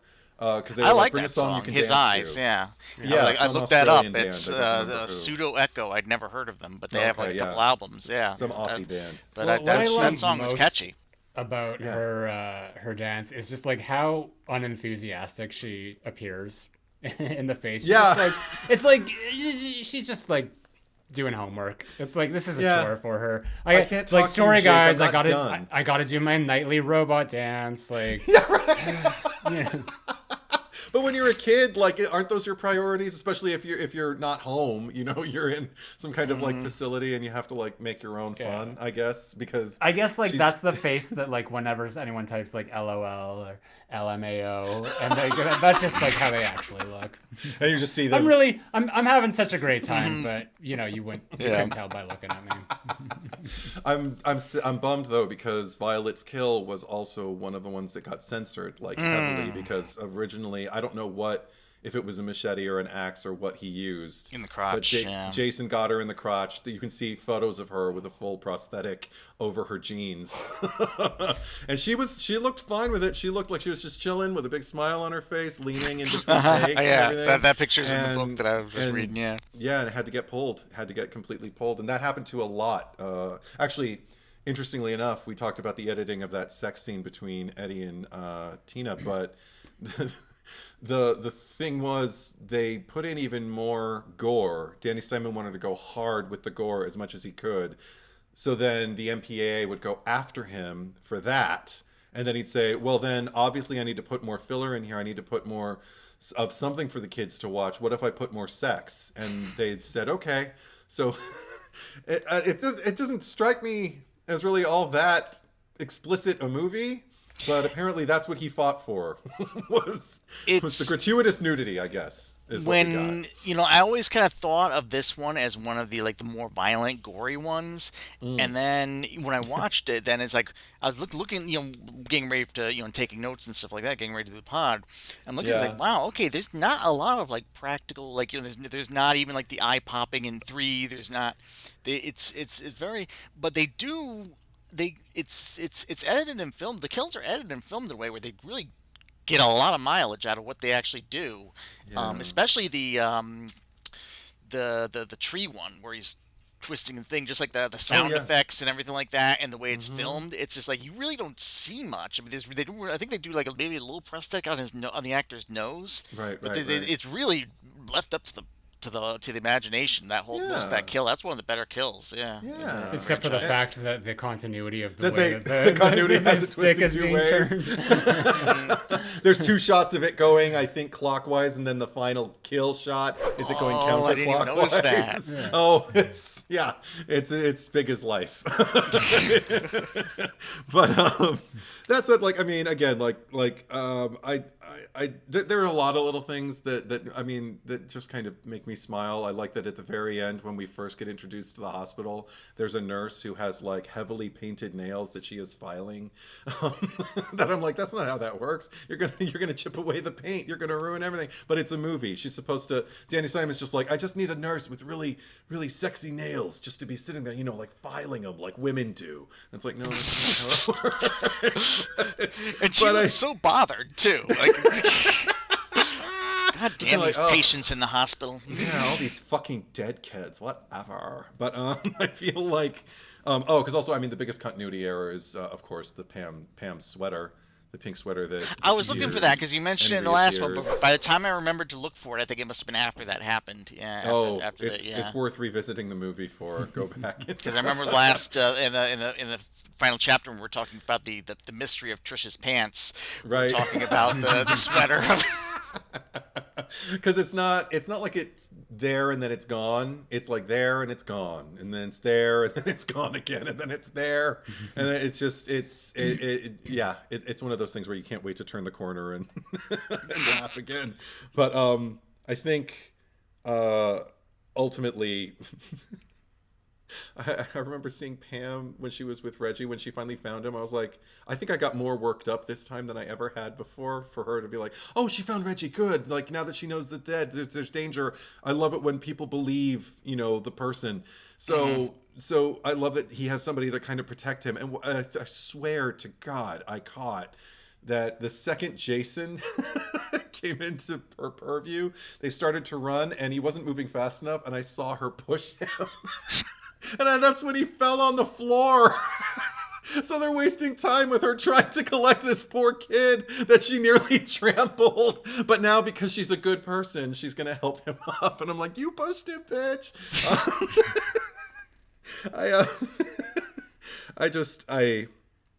It's a completely anti-Dream Warriors scenario for me, everything, because it's not like the cold, hard environment that these kids are like trying to survive in spite of. It's more kind of like this cozy, warm hearth that they're all there to heal, and they have every opportunity to, but I guess the world of the movie won't let them, because they're in Crystal Lake, and nothing in Crystal Jason's Lake ever there, goes well. Yeah. Yeah, I mean, like, juxtaposed. It's a death curse! It's a death. You're doomed. You're all doomed. Oh, and Ethel as Mrs. Crazy Ralph. Yeah, I bet you they hooked up at some point. I think she was totally the wife. I think Junior is his. Oh my God. No wonder he was always running away from home. God, yeah. If Junior was his kid. And that's why Ethel hates Junior so much, because she was basically a single parent even when Ralph was alive. And because, it would have been like, nice just to see like if there was also, like a bicycle in their little shack.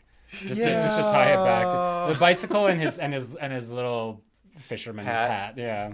Yeah, but Junior also, I mean, because that is madness. That's the thing, is like, I appreciate what you brought up, Jason, about like, the characters who are like operating on another frequency and how often they get, represented as like these obnoxious people. But the plain fact of the matter is, I also empathize with Ethel while she's in her kitchen, and Junior is literally parroting on the front everything porch. that she says. Even when that scene. Okay, I thought you were talking about even the when motorcycle he's scene. alone, when he's alone with Tommy. He's just parroting shit that he heard his mom say about him and about the crazy kids who live at that, at that center. So I'm just like, oh my God, the kid doesn't have a single original thought in his head. That would drive anyone crazy if every time I said something, you guys just echoed it. This wouldn't be a podcast. It'd be a madhouse. And It's a madhouse. And I'd probably spit in your stew too. if that happened. But would you put your filthy hands in the stew though? That's the question. I mean, she's oddly proud of it, is the thing. Like, it still seems like a point of pride. Well, with what her. is she calls it like stew. her? Well, first she's like calls it like. Does she say your gruel or your slop? She's like, eat your slop. Yeah. And then she's like, don't I make the best Yeah. the best stew? Don't I make the best stew? Yeah. Yeah. Oh yeah, Mama. Oh, you make the best stew. And just my favorite is like in her first moment where they come riding up, and then she's just like, now you listen to me, Sheriff. And I'm kind of getting Wizard of Oz, what's her face? Elmira Gulch. Yeah. Elmira Gulch. Yeah. Becomes the wicked witch. I was thinking the same thing.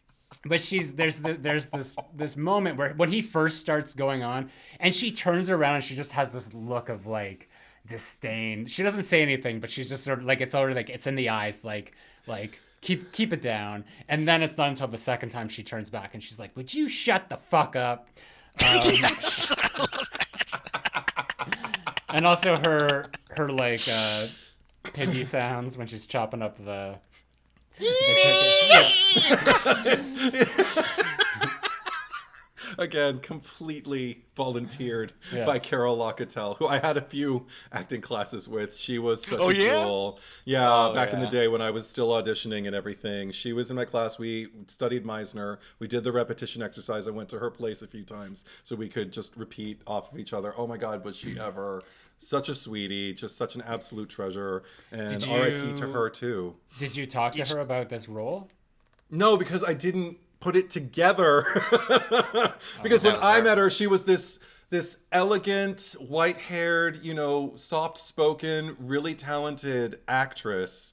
And I didn't realize that she was standing there putting her hands on her hips, like spitting in stew with her. That wig was hers. I do know Yes, from, not I saw from that, talking to yeah. her directly, but just from Crystal Lake memory. She wore it in some movie she made with Burt Reynolds where she played a hooker. Sharky's, She brought it. Sharky's Revenge. No, what is it? Sharky's Something, I don't yeah. know. But she brought it to the audition to look, more haggard.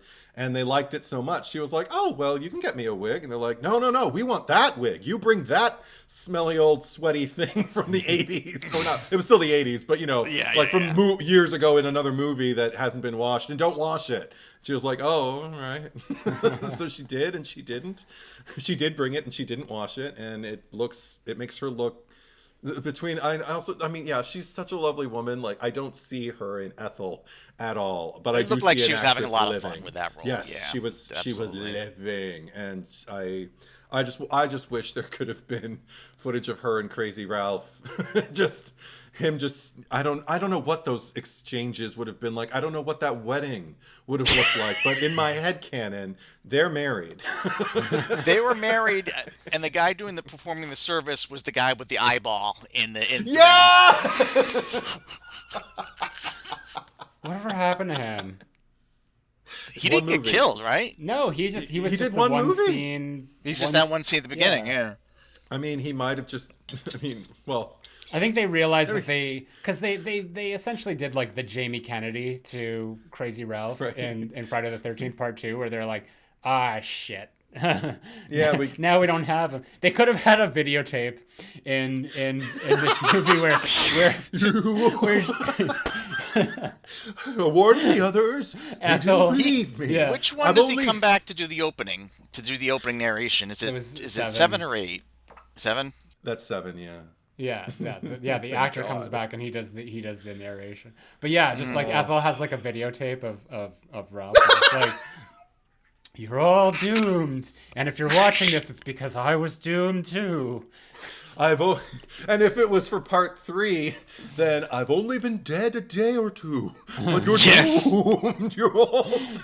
And back in the day, they would have like the process of like getting the film, taking it to the whatever facility developed it, because that would take like weeks for them to then ship it back to you and be like, here's your videotape. Because I mean, back in the 80s, it took forever to get anything like that done.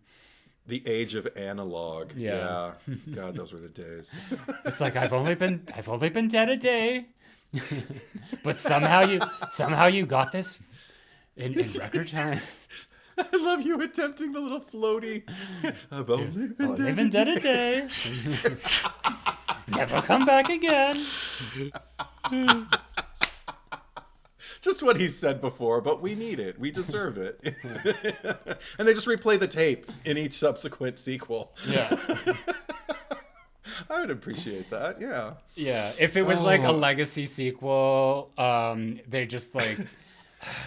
it would be like the characters like, we need to talk to someone who's been through this before, someone who's an expert on the subject, and it's just like a descendant of Ralph or something, or they just retcon his death if like none of the Friday the 13th existed after the first one. If they do like a Halloween David Gordon Green, yeah. Well, yeah, or there's like podcasters who are podcasters coming to interview investigative Ralph. journalists who are English for some reason. Even though Haddonfield is in the deep recesses of Brookline. I mean, the cool thing would be that they could bring Adrian King back. Yeah, I still want that. I wouldn't even care. They don't even need to justify it. She survived. She's fine. End of story. Put her in the movie. Yeah.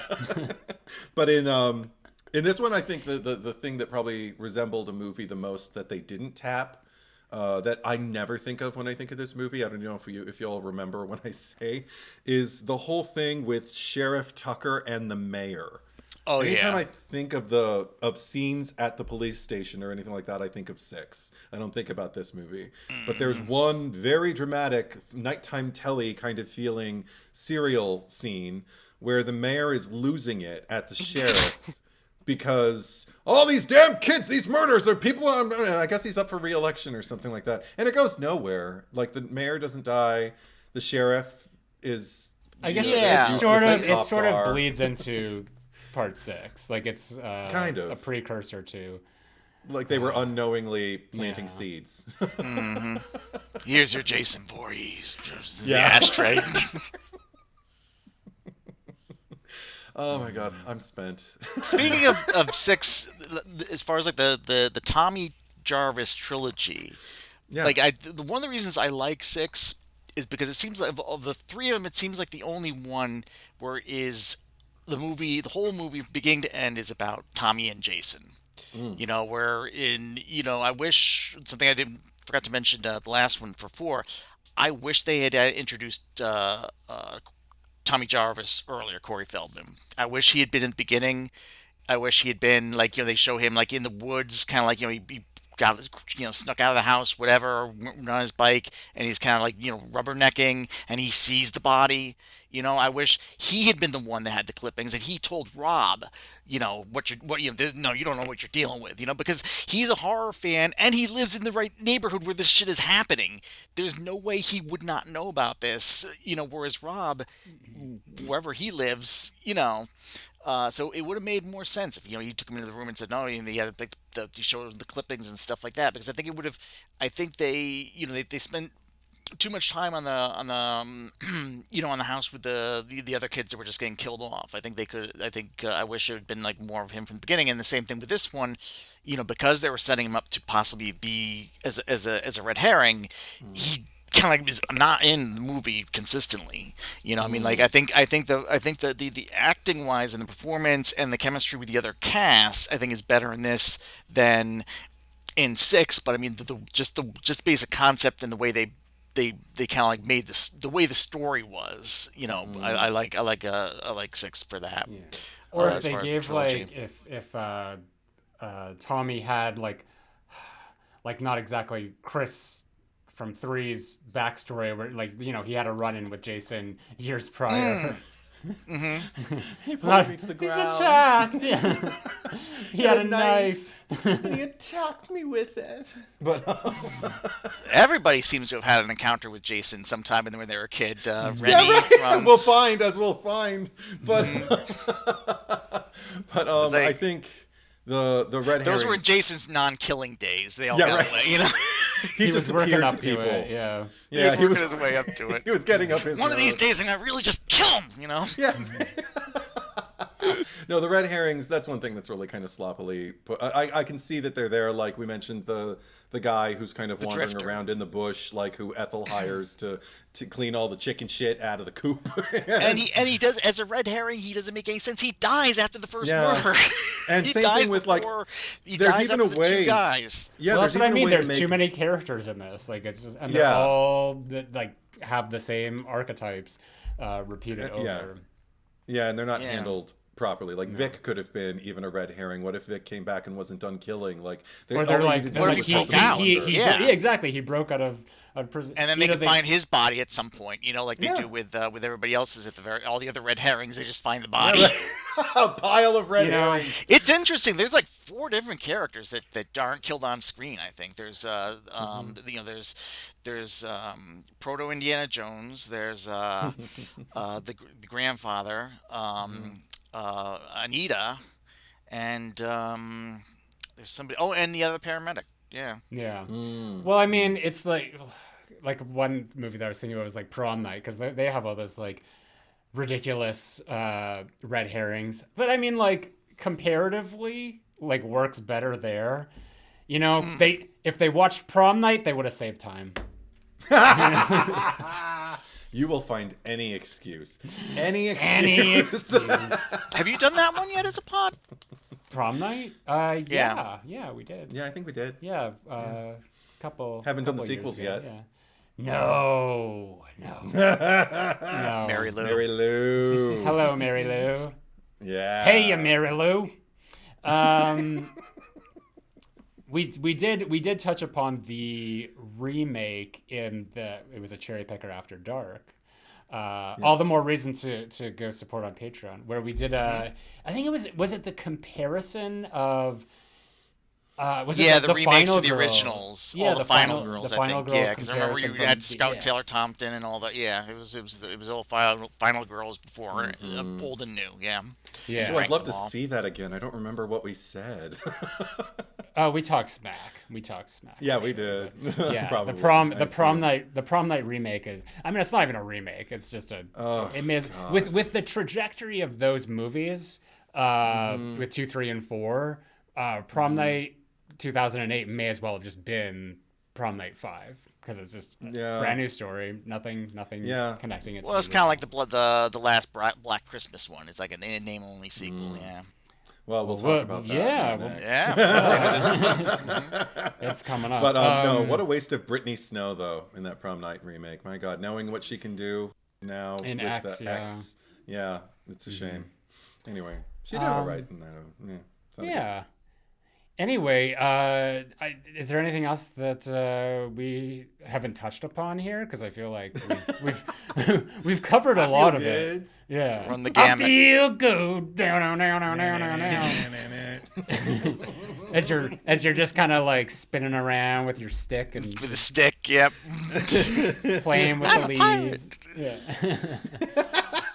All right. Well, then, in that case, let's mosey on over to the Cherry Picker. It's not like we killed people.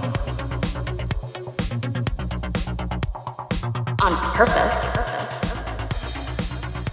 So, for the cherry on top, I know who my selection would be, but I'm interested to hear what you guys think.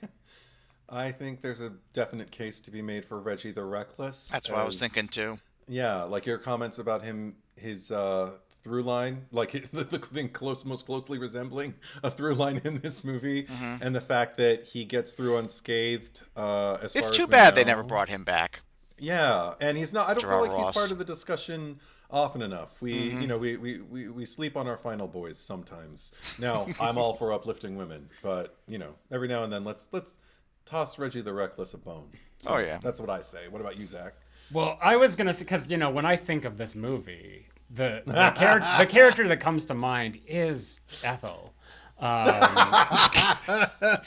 is the moment here, but I mean, Ethel Hubbard. yeah, Love her. I mean, I do too. Reggie is also. Will you shut the fuck up?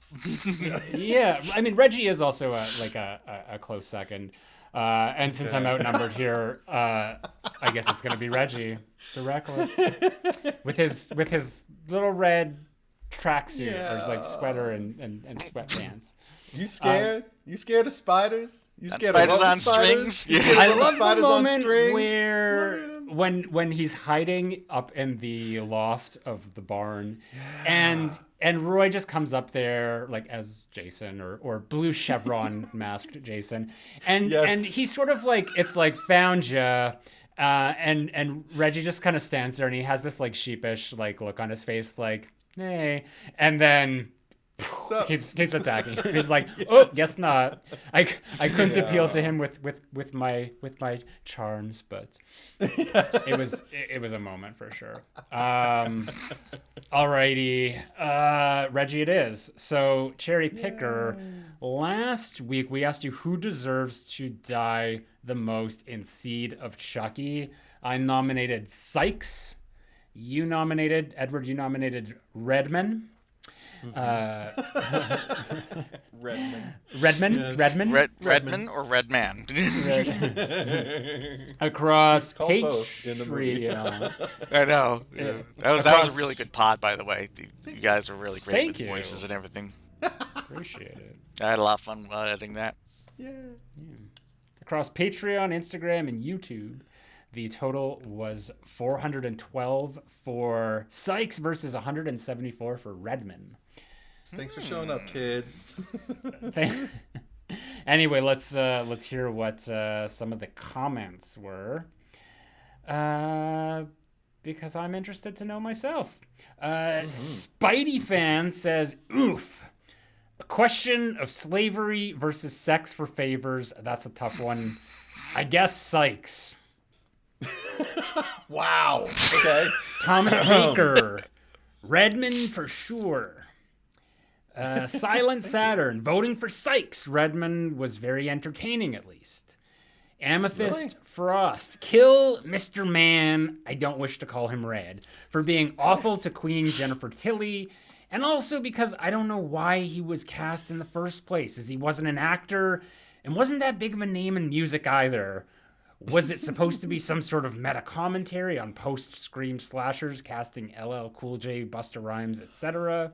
He was in the what was the movie? Well, you look it up. I thought he also wrote a song that he mentioned. He gave a shout out to Chucky in, and that's why he Don did. Mancini. I think that's why Don I think Mancini I wanted heard the new originally it was supposed to be Tarantino, that character. Right. Yeah. Oh my God, what a different movie That would have been interesting. Yeah. I mean, there were a lot more foot stuff. That's for sure. Poor Jennifer Tilly tied in that bed with her bare toes. He was in How High. He played himself in Scary Movie 3. Jay and Silent Bob reboot. Oh right, yeah. More recent, or like 5 years ago. So yeah, fair enough though. Sean Prinsick. This one was weird. When Chucky snaps because things have gone too far, I'm right there with him. There is a limit to how much I can take. That has to be my favorite Chucky line. Feels kind of strange that Chucky is the voice of reason though. Takes all kinds. Dylan Jameson. Well, Sykes is horrible to Glenn/Glenda, calling him shitface or something similar. My vote goes to fictional version of Redmond in this film for being the kind of Hollywood director / executive that reminds me of Harvey Weinstein. I don't think he was successful enough. Also, he wasn't coercing her. She was kind of like, he was kind of like, I really liked you, but I think I want to go with Julie Roberts, and she's kind of like, well, what if I fuck you? I mean, Yeah. Okay. Oh, I didn't know you were that interested in the role. well, the thing is, like, that, because Jennifer. I mean, he was a shit. He was a shit during the dinner scene after when she was like that. That's when he was an asshole. Yeah. I mean, it's what's interesting about that is like he was exploiting her, but she was sort of like she was playing the game. She had agency. She was doing what she felt she needed to. Yeah. Manipulation. Yeah. Just trying to survive. John Carlos McMaster. Redmond. Not because of the way he treats Jennifer Tilly after she reveals she's pregnant, which is despicable, but because he pronounces vasectomy visectomy. Oh my God, that's so you. Or is it John visectomy? Stephanie Eileen. Coming up with the name shitface is reason enough to die. Anyway. Okay. I can't argue that. No, we can't. Any Hoosers. As our guest, Jason, you will have the first nomination for Friday the 13th, Part 5. So have at it. All right. Well, this character is one that, again, the thing that everybody else. The one thing I don't mind is the thing that everybody else seems to mind, which is the fact that he wasn't the real Jason. Just my thing is everything else about the character. First of all, morality-wise, personality-wise, I mean, besides the killing, he's a shit deadbeat dad. Abandons his kid to grow up in the home, go through home to home to home, and then he blames everybody else for what happened to him instead of blaming himself. So he's a piece of shit. Then the and just the way, again, all the things, the way he's used, why is he Jason? How did he get the mask and the costume together in 3 hours? They have they show like the clippings at the end, like, okay, okay, like I guess maybe in headcanon you could say, okay, he was planning on doing this anyway. You know, this was just like the last little push he needed. He was already thinking he had the Jason costume, he had the you know he had the prosthetic for the head. Because I saw that, like they even have kind of like the malformed, the little the kind of like the malformed head, that you know that cowl piece he had. And then the fact that I mean it was probably there were so many better ways they could have gone as far as like that was like the worst as far as the killer reveal. You know, I don't if I don't give like. You know, I'm not like somebody like nitpicks like plot and story like that. But if you're doing a killer reveal, it's got to make sense. You know, if it's a murder mystery or some kind of mystery, like with Pamela Voorhees, like I didn't care that she wasn't big enough that she didn't like to throw bodies through the window and do all that shit. But like but as far as like the motivation and everything like that, you know, that all like made sense, you know, why she was doing it and that she would have been the killer and, you know, and everything else, you know, how, what's his name reacted to her when but when this one came, it was just, I mean, just like you guys said, like when we first saw it, it's like, huh? Really? Okay. So that's my pick, Roy Burns. Okay. No, fair enough. I'm just trying to imagine like a ghost face monologue where he's just like pulls off the mask and I guess like the head prosthetic or whatever it is, and it's just like the Roman Bridger, just like I had a son of my own, a boy called Joey, and he's just and they're just looking at him like, huh? It's like the same way Nev Campbell looks at him. Like, Do I know you? Yeah, right. Yeah. She didn't interact with them all at all. No. Throughout the entire movie, right? And I would have gotten away with it too if it weren't for you meddling kids. Yes.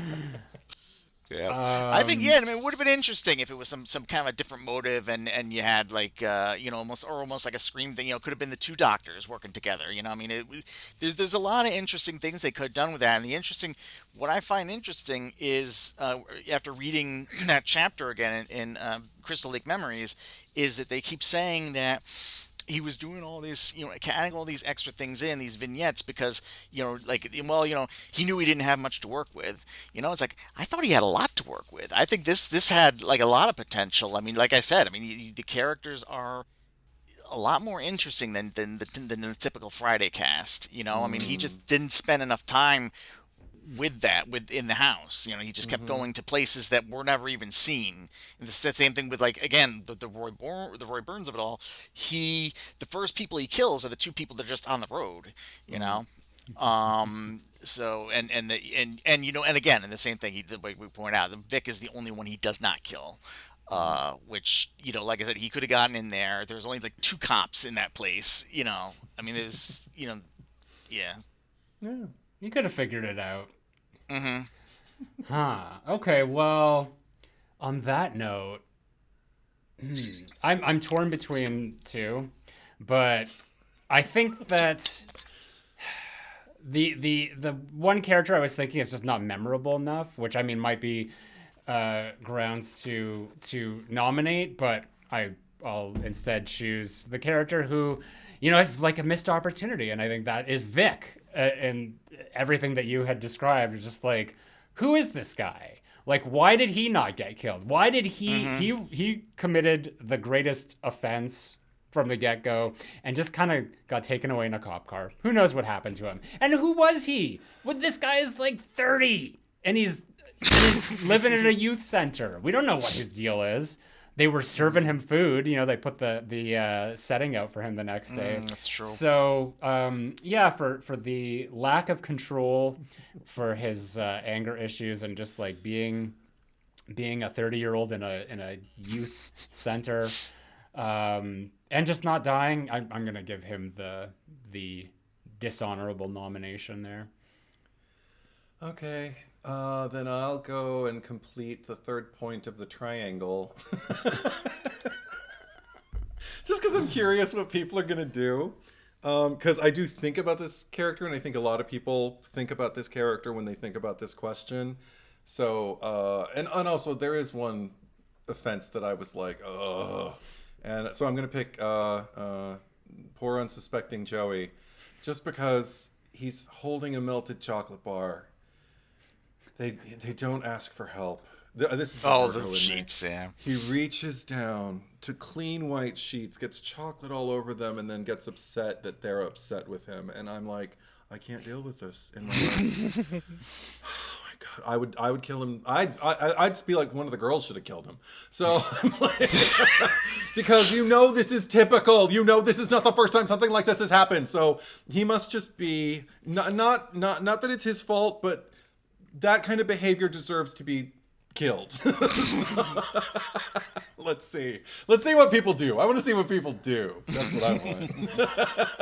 I love that your rationalization of just like he got chocolate all over the white sheets is probably the most Virgo thing that reason that you've nominated someone before.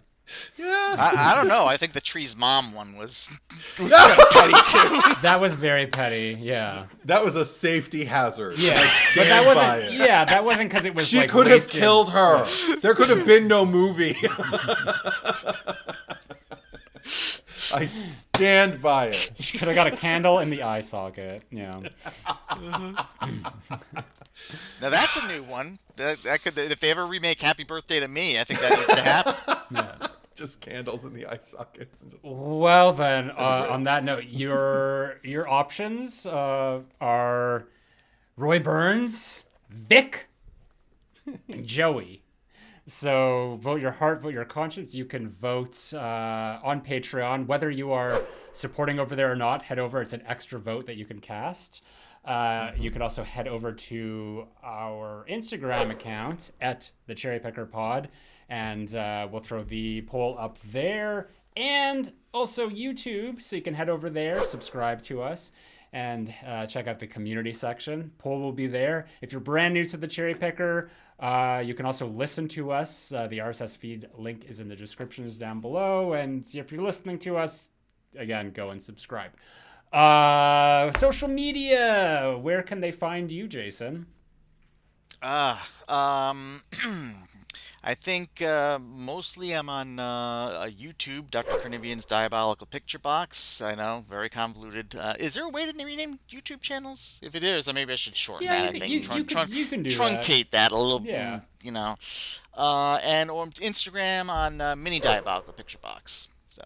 All right, and we'll also That's put those links in the description down below. And Edward. Instagram, YouTube, Letterboxd, still TikTok, and I tried. I launched a Blue Sky page or profile or whatever. It's not functioning. My feed doesn't function. I don't know if it's just problems with the app or if I did something wrong. Help me. Edward is truth across all platforms, and help me. How about you, Zach? Awesome. You can find me on my main YouTube channel, Zach Cherry, ZACKCHERRY. I am on Instagram at RetroBitchface, all one word. Twitter, Zach Cherry 8. Letterboxd, Zach Cherry. That's it. None of that. Yeah. None of that TikTok or Blue Sky or what was the in Melrose Place when Sydney got into the ad agency game and they were like gonna overthrow Amanda with their like, wasn't it like Blue Sky or Sky High, Sky High, like New York City. I hear they have buildings as tall as the sky. It's as blue as the sky. It's like a Twitter rival now, right? Yeah, it's supposed to be the new, kinder, gentler Twitter. Look.